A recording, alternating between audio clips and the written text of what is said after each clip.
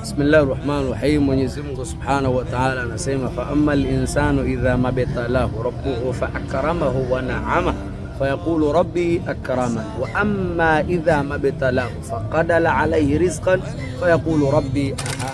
Anapoamua kumkirimu mja wake, yani akampa mali, watoto, magari, mke mzuri, biashara nzuri, mwanadamu yule usema fayaqulu rabbi akraman, Mola wangu bwana amejua kunikirimu.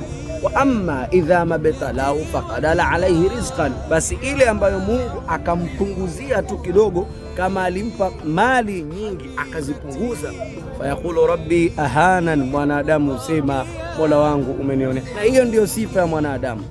Mungu anapompa huwa anasahau, lakini pia anapompunguzia huwa analalamika. Mshukuru Mwenyezi Mungu kwa kila kile ambacho anachokupa, na usisahau kumtaja kila wakati. Wassalamu alaikum.